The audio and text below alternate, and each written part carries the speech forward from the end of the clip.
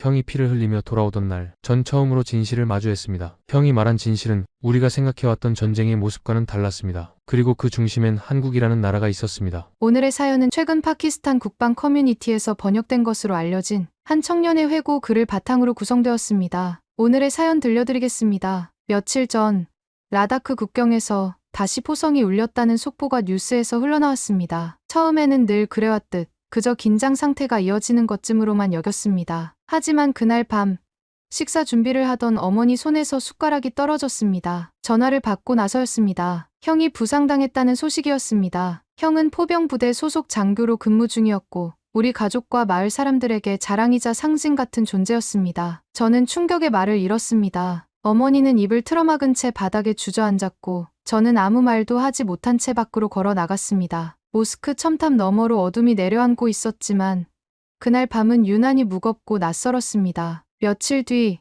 형은 군용 트럭에 실려 마을로 돌아왔습니다. 들것에 누운 형의 모습은 제가 알던 사람이 아니었습니다. 허리는 단단한 지지대로 감싸여 있었고 붕대 사이로 피가 스며나와 말라붙어 있었습니다. 얼굴은 창백했고 입술은 말라 있었으며 무엇보다 눈빛이 비어 있었습니다. 형은 말없이 제 손을 잡고 아주 낮은 목소리로 중얼거렸습니다. 괜찮아, 죽진 않았어. 그 말 속엔 위로도 아니고 희망도 없었습니다. 저는 형의 말을 들으며 가슴속 깊은 곳이 서서히 무너져 내리는 느낌을 받았습니다. 눈물이 나오지 않았던 건 그 순간이 아직 현실로 느껴지지 않았기 때문이었을지도 모릅니다. 형은 어릴 적부터 강하고 침착한 사람이었습니다. 군복을 입은 그의 모습은 마을의 자랑이었고 저에게는 말 그대로 영웅이었습니다. 저는 단 한 번도 형이 다쳐 돌아올 수 있다고 생각해 본 적이 없었습니다. 국경 충돌은 자주 있었고 우리는 늘 이긴다고 믿어왔습니다. 중국산 무기를 믿었고 훈련받은 우리 장병들을 믿었으며 무엇보다 우리 체제가 무너지지 않을 거라고 믿었습니다. 그런데 형은 그렇게 돌아왔고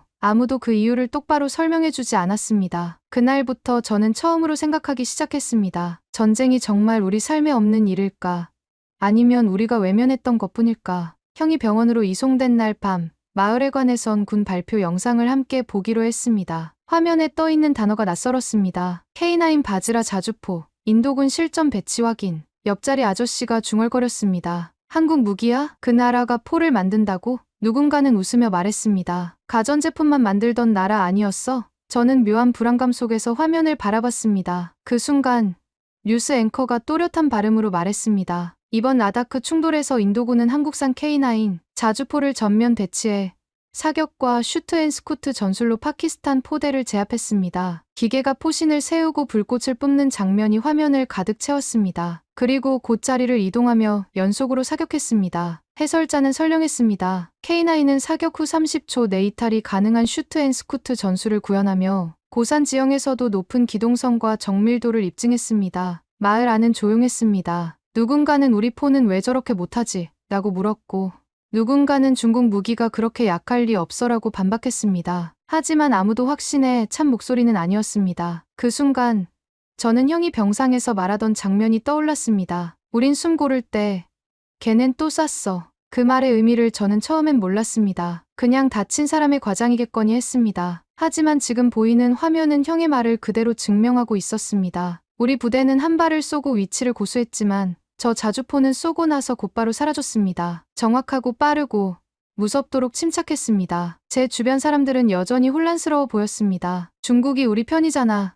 그 포 수입한 거 아냐? 말들이 오갔지만 그 안엔 알 수 없는 떨림이 깔려 있었습니다. 저도 그날 처음 느꼈습니다. 우리가 놓친 건 기술이 아니라 무언가 더 본질적인 것이었을지도 모른다는 예감을요. 며칠이 지난 뒤 저는 다시 병실로 향했습니다. 형은 창가에 앉아 멍하니 밖을 바라보고 있었습니다. 저는 침묵을 깨며 물었습니다. 형, 뉴스에서 본 K9이라는 자주포, 진짜 그렇게 차이가 나? 형은 고개를 천천히 돌렸고 낮게 대답했습니다. 단순한 차이가 아냐. 그냥 우리 건 상대가 안 됐어. 저는 도무지 믿기지 않았습니다. 중국산 자주포는 우리 부대의 주력 무기였습니다. 속도와 파괴력 모두 우수하다고 배웠고 실전에서도 충분히 쓸 수 있다고 들어왔습니다. 우리 것도 빠르잖아. 그 정도는 아냐. 제 말에 형은 고개를 저었습니다. 우린 한 번 쏘고 숨을 고르는데 걔넨 벌써 다시 쏘고 있었어. 형은 천천히 태블릿을 꺼내 들었습니다. 화면에는 실전 중 촬영된 영상이 재생되고 있었습니다. 사막과 산악이 겹치는 고지대에서 K9 자주포가 전진하다 멈췄고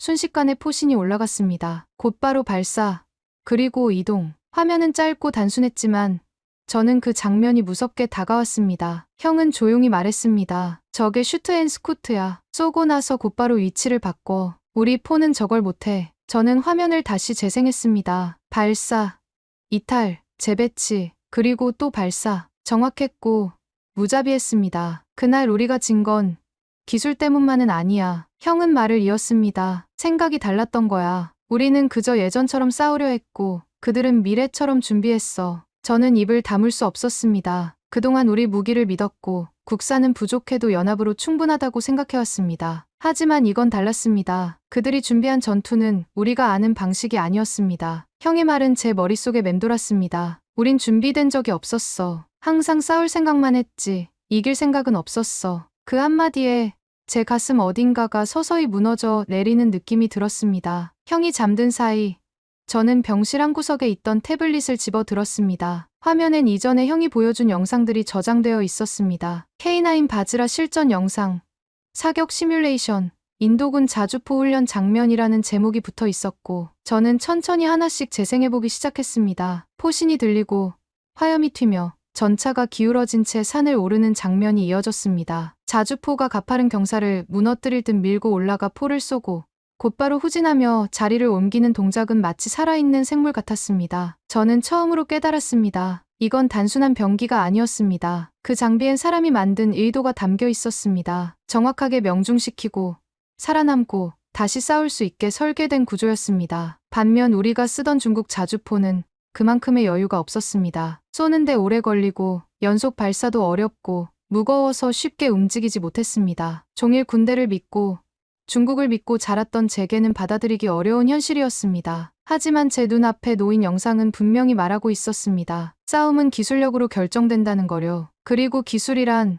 누가 더 철저하게 준비했는지를 말해주는 증거라는 것도요. 저는 곧바로 스마트폰을 꺼내 K9 바즈라를 검색했습니다. 수많은 기사와 영상이 쏟아졌고 그 안엔 제가 전혀 몰랐던 이름들이 나열되어 있었습니다. 한국, 한화, 자동 장전 시스템, GPS 기반 사격 통제, 산악지형 전용 설계 그리고 폴란드 계약 체결이라는 문구를 본 순간 저는 자리를 박차고 일어났습니다. 폴란드, 유럽 국가까지 이 무기를 쓰고 있다고. 저는 그때 깨달았습니다. 우리가 밀린 게 아니었습니다. 우리는 진 겁니다. 전장에서가 아니라 준비에서, 사고방식에서, 정보에서, 그리고 어쩌면 믿음에서 말입니다. 며칠 동안 저는 방 안에 틀어박혀 아무와도 말하지 않았습니다. 형의 말이 계속 머릿속을 맴돌았죠. 그들은 후발주자였기 때문에 더 철저했어. 그 말이 이상하게 마음에 걸렸습니다. 한국이라는 나라에 대해 알고 싶었죠. 그래서 검색을 시작했습니다. K9 바즈라, 한국 자주포, 세계 방산 수출 같은 단어들을 입력했더니 뜻밖에도 수많은 기사가 나오더군요. 한화라는 기업이 인도에 수출한 K9 자주포가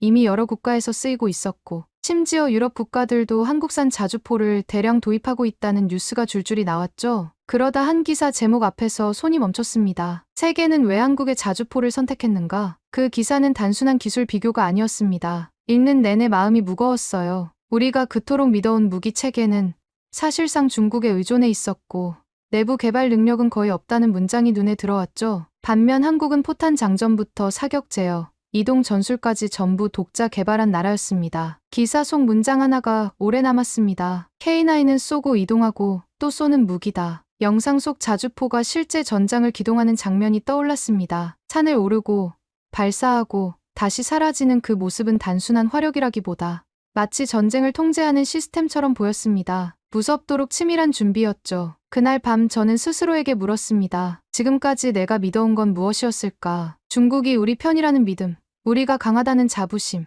아니면 생각하지 않아도 된다는 안일함? 나는 더 이상 확신할 수 없었습니다. 형이 침묵 속에서 보여준 단 하나의 영상이 그 어떤 정치적 언사보다도 더 진실하게 느껴졌습니다. 기술이 무서운 게 아니었습니다. 준비된 상대를 무시한 우리의 태도가 더 두려웠죠. 저는 그날 처음으로 무기가 무섭다는 감정보다 사람이 만든 진심이 무섭다고 느꼈습니다. 그리고 그것이 바로 한국이 만든 자주포에서 느껴졌다는 사실이 쉽게 지워지지 않았습니다. 며칠 뒤 형은 병실 안에서 가볍게 걸을 수 있을 만큼 회복했습니다. 허리에 보호대를 착용한 채 복도를 따라 천천히 걷는 그의 모습을 보며 어머니는 말없이 손끝으로 눈물을 닦으셨습니다. 저는 조용히 형 옆에 섰습니다. 형은 갑자기 물었습니다. 요즘 뭘 그렇게 찾아봐? 저는 대답 대신 고개만 끄덕였습니다. 형은 미소를 지으며 창밖을 바라보았습니다. 처음엔 나도 안 믿겼어. 근데 실전에서 겪으면 달라. 진짜는 소리 없이 움직이더라. 그 말이 마음속에 깊이 남았습니다. 그날 밤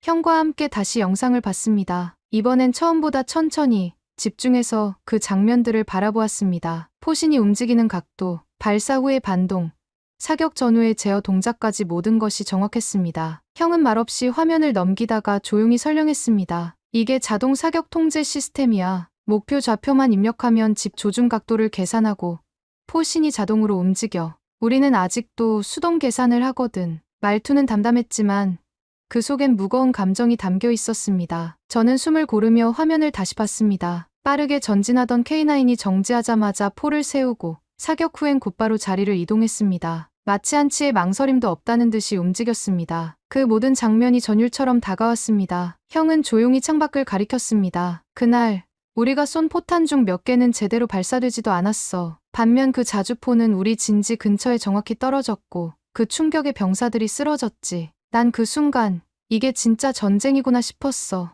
형의 말에 방 안은 조용해졌습니다. 저는 아무 말도 하지 못한 채 고개를 끄덕였습니다. 형은 그 전장을 실제로 겪었고 저는 이제서야 영상 속에서 처음으로 그 현실을 마주하고 있었습니다. 화면 속 불빛 하나하나가, 포신 하나의 움직임이 그제서야 저에게는 사람이 만든 철학처럼 보였습니다. 그리고 그것이 더 무겁게 다가왔습니다. 며칠이 지나자 마을 사람들 사이에서도 조심스럽게 말이 돌기 시작했습니다. 누가 먼저 말을 꺼낸 건 아니었지만 분위기는 분명 달라져 있었습니다. 이번엔 좀 달랐던 것 같더라. 이제는 우리가 밀리는 거 아니냐. 그런 소리가 나왔고 누군가는 한국이라는 나라, 괜찮은 무기를 만들던데라는 말도 했습니다. 그 말은 충격보다는 낮은 목소리로 퍼져나갔고 사람들의 표정은 어딘가 복잡해 보였습니다. 우리는 항상 자신 있다는 말만 해왔기에 지금과 같은 분위기는 분명 익숙하지 않았습니다. 조용하지만 분명한 감정의 변화였습니다. 사람들이 무서워하는 건 총이 아니라 진심이었습니다. 이번엔 그들의 준비가 우리와는 달랐던 것 같았습니다. 어릴 때부터 우리는 늘 중국을 믿고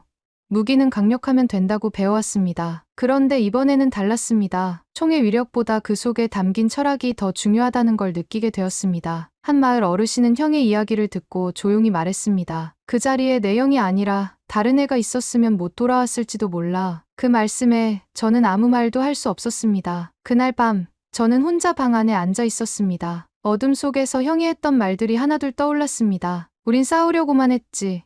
이기려고 준비하진 않았어. 그 말이 마음속에 깊이 박혔습니다. 형의 부상은 단지 포탄의 위력 때문만이 아니었습니다. 우리가 믿어온 방식, 우리가 의심하지 않았던 체계, 그 모든 것이 누군가에겐 허점으로 작용했을 수도 있다는 생각이 들었습니다. 마을의 분위기는 여전히 조용했지만 저는 느낄 수 있었습니다. 이 작은 변화가 언젠가는 큰 전환점이 될 수도 있겠다는 것을요. 그리고 그 시작에는 한 자주포가 있었습니다. 며칠 뒤 형과 저는 다시 병원에서 영상을 함께 보았습니다. 처음엔 단순히 기계처럼만 보였던 자주포가 이제는 달리 보였습니다. 포신이 천천히 올라가고 발사와 동시에 이동하는 그 장면이 마치 오케스트라의 지휘처럼 정교해 보였습니다. 형은 조용히 설명했습니다. 이건 그냥 무기가 아니야. 이 나라가 전쟁을 어떻게 보는지 그 시각이 담겨 있는 거야. 저는 그 말을 곱씹었습니다. 우리가 배워온 전쟁은 강한 무기를 많이 가지는 것이었고 빠르게 쏘는 것이 이기는 것이라 생각해왔습니다. 하지만 이 무기는 그보다 더 깊은 이야기를 하고 있는 것 같았습니다. 형은 포탄보다 먼저 움직이는 사람들의 태도에 주목하라고 했습니다. 그들은 기술로 이기려는 게 아니었어. 전장을 통제하려 했지. 저는 그 말이 점점 이해되기 시작했습니다. 영상 속 자주포는 항상 먼저 움직였고 정확했으며 무엇보다 불필요한 소음을 내지 않았습니다. 발사 후 빠르게 자리를 옮기고 상대의 반격을 피하며 다시 조준하는 모습은 단순한 훈련의 결과로만 보이지 않았습니다. 그건 마치 생존을 위한 본능처럼 느껴졌습니다. 우리에게 없었던 건 속도나 힘이 아니라 그런 태도와 시스템이었던 건지도 모른다는 생각이 들었습니다. 형은 조용히 말했습니다. 그날 우리가 쏜 포탄 중 일부는 불발됐어. 반면 그 자주포는 정확히 우리 진지 근처에 떨어졌지. 그 진동에 창문이 흔들릴 정도였고 병사 몇 명은 정신을 잃었어. 저는 그 말을 듣고 숨을 삼켰습니다. 그동안 제가 막연하게 상상했던 전쟁은 그렇게 현실적인 공포를 품고 있지 않았습니다. 형이 직접 겪었던 그 장면은 숫자나 통계로 설명될 수 없는 일이었습니다. 제가 화면으로 본 그 포의 움직임은 단순한 기술이 아니었습니다. 그것은 준비된 자만이 보여줄 수 있는 질서였고, 저는 그 앞에서 한없이 작아졌습니다. 형이 퇴원한 날, 저는 조용히 형과 함께 마을 뒷산으로 향했습니다. 형은 아직 허리에 보호대를 착용하고 있었지만 햇빛 아래에서 다시 걷는다는 사실만으로도 어머니는 안도한 표정을 지으셨습니다. 산길은 완만했지만 형의 걸음은 느렸습니다. 저는 형이 옆에서 묵묵히 걸었습니다. 말없이 흘러가던 시간이 어느 순간 멈추듯 형이 갑자기 입을 열었습니다. 다시 군인이 될 수 있어도 난 또 될 거야. 다만 이번엔 다르게 준비했겠지. 그 말이 마음에 남았습니다. 형은 싸움이 아니라 준비의 부족을 후회하고 있었던 것이었습니다. 하산하는 길목에서 형은 제 어깨를 가볍게 두드리며 물었습니다. 넌 어떻게 할 거니? 저는 한참 망설이다가 조용히 대답했습니다. 입대하려고 해. 형처럼. 형은 잠시 저를 바라보다가 고개를 끄덕였습니다. 그럼 내가 본 걸 가져가야지.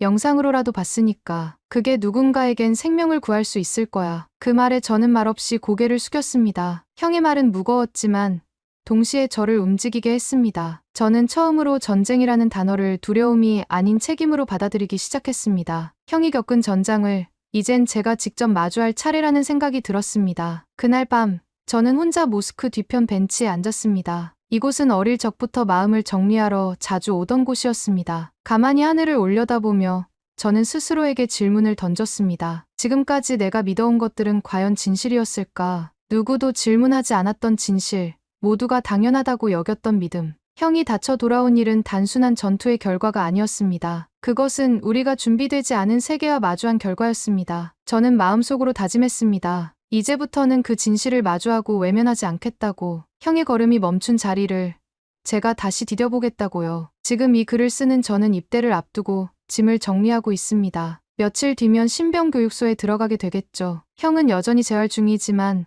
걷는 시간도 조금씩 길어지고 있습니다. 어머니는 아들의 둘 다 군복을 입게 됐다는 사실에 걱정과 자부심이 섞인 미소를 짓고 계십니다. 며칠 전 형과 함께 뉴스를 보다 또다시 K9 자주포의 수출 소식을 접했습니다. 예전 같았으면 흘려들었을 이름이 이제는 가슴 깊이 새겨지는 단어가 되었습니다. 화면 속의 무기보다 그 무기를 만든 나라의 정신이 제게 더 크게 다가왔기 때문입니다. 형은 저에게 자주 말했습니다. 진짜 무서운 건 총이 아니라 준비된 상대야. 저는 그 말의 의미를 이제는 조금 알 것 같습니다. 한국이라는 나라는 단순히 무기를 만든 게 아니라 전쟁을 바라보는 방식을 바꾼 나라였습니다. 누군가는 더 많이 쏘기 위해 무기를 만들지만 누군가는 덜 쏘고도 지킬 수 있게 만들죠. 저는 그런 차이를 늦게나마 알게 되었고 그래서 지금 이 길을 선택했습니다. 앞으로 제가 어떤 임무를 맡게 될지 모르지만 하나는 분명히 마음에 새기고 있습니다. 무기를 손에 들었다는 건 반드시 그 안에 지켜야 할 가치가 있어야 한다는 사실입니다. 파키스탄 청년으로서 저는 이제 막 새로운 시작점에 섰습니다. 제가 본 진실은 뉴스에 나오지도 않고 교과서에도 적혀 있지 않았습니다. 그것은 형의 고통 속에서, 영상 속 조용한 움직임에서, 사람들의 눈빛에서 천천히 스며들어온 것이었습니다. 저는 이제 맹목적인 믿음 대신 질문을 품고 싶습니다. 더 빠른 무기보다 더 깊은 준비를 신뢰하고 싶습니다. 그리고 언젠가 저처럼 진실 앞에 선 누군가에게 말하고 싶습니다. 총보다 무서운 건 진실이었고 총알보다 빠른 건 진심이었습니다. 그리고 그 진심은 한국이라는 나라에 있었습니다. 오늘 사연은 여기까지입니다. 오늘 사연에 대한 여러분의 생각을 댓글로 남겨주세요. 감동뭉클에서는 여러분의 소중한 마음을 모아 사연 주인공들에게 전해드리고 있습니다. 여러분 주변에 감동적이거나 재미있는 실제 사연들을 제보받고 있으니 언제든 저희 공식 메일로 제보해주세요. 오늘 들려드린 사연에 공감하셨다면 구독과 좋아요 눌러주시고 주변 분들과도 공유해주세요. 여러분의 작은 관심과 응원이 더욱 좋은 콘텐츠를 만드는 데 큰 힘이 됩니다. 오늘도 여러분의 하루의 작은 즐거움이라도 되었기를 바라며 지금까지 감동뭉클이었습니다. 끝까지 시청해주셔서 감사합니다. 다음에 더 감동적인 사연으로 찾아뵙겠습니다.